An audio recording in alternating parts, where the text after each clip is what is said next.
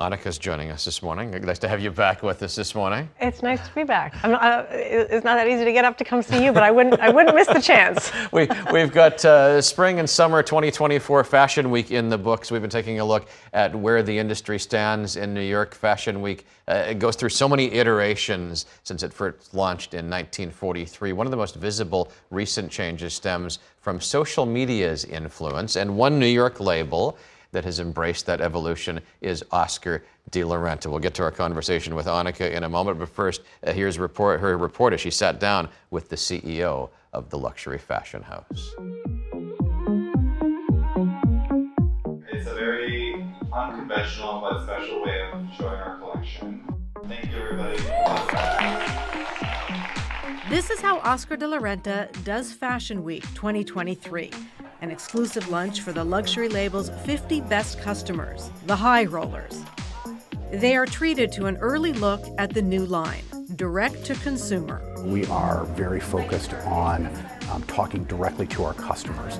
Fashion Week was set up years ago, really to deal with the wholesale community and the fashion media. CEO Alex Boland says the decision to abandon a traditional show is the result of lessons learned during the pandemic. In fact, the last time Oscar de la Renta did a Fashion Week runway show was in February 2020. COVID was a near-death experience for us. We lost probably 70% of our sales in 2020. Thank God. We've bounced back from that. Bounced back and then some. Boland says last year sales and profits were their highest ever, and this year is on pace to do even better. What do you mainly attribute that to? Well, look, I think I attribute it to me not sleeping for about 6 weeks and worrying that we're going to have to file for bankruptcy. I mean, I literally thought, what the hell are we going to have to do? Part of what Boland and his team have done, dress the stars on their biggest nights. At the VMAs last week, Selena Gomez literally sparkled in her red lace Oscar de la Renta. Thank you to all of you for listening, for streaming. I could not be more honored. As she accepted the award with Rima for Best Afrobeats, among those cheering the loudest, her friend Taylor Swift, who herself wore 2 Oscar dresses on her Eras tour. It's a production in itself to get a garment ready for center stage. The day before the VMAs, we were there as Gomez's dress was fine-tuned for its big reveal. How big of a part of your business is dressing high-profile people? It's an increasingly important part of our business. Boland gave us a tour of the label's Midtown headquarters, 25 stories above Times Square. Part design studio, part factory, part showroom. And while an Oscar dress usually runs north of $2,500, the brand is increasingly focused on jewelry and perfume to attract a new customer at a more accessible price point. The $100 part, the earrings, the rings, these are parts that, have really expanded our customer base. Yeah. We've been able to talk to much younger customers by offering this product. And it's working.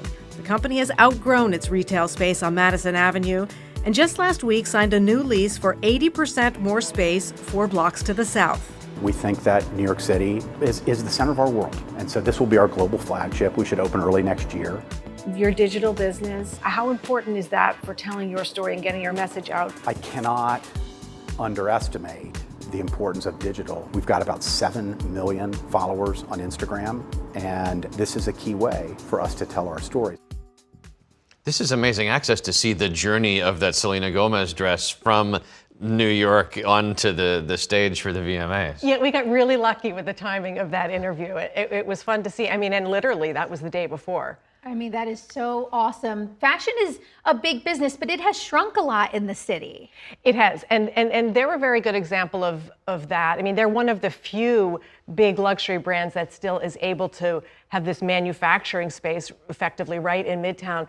And what they say is so helpful about that is the designers are right there. So rather than create a garment in their mind and then sending it out somewhere to be made, it can be made right there so they can make tweaks and adjustments in real time. We talked about that yesterday with having all the pieces of the manufacturing and the business in one place. And when they say this is the part factory, what does that mean? So you have you have the designers, you have, there's a design studio, then there's a sample room where they're making it. And even, that 7 million strong Instagram account, the digital team is all right there. So they can work much more collaboratively when they can be in one space, but they're paying office rent for that space. So that's why I say a lot of brands can't do that. Yeah, when they look at that facility, is that only possible because they are high end and have that sort of money flowing? I mean, Alex Bolin will tell you, he thinks, 15 or 20 years ago, this was much more common in the sort of the fashion area of the city, around 28th Street there.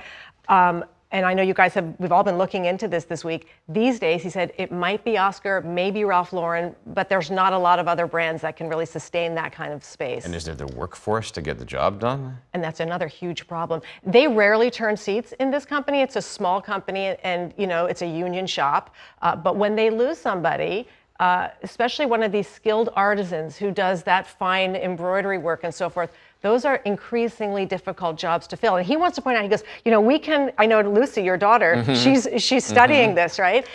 He said that they can find designers. There are a lot of designers out there, but the people who turn those 2D drawings into the 3D garments, that skill is increasingly rare. Good to have you in this morning. It's great to see you guys. Thank you.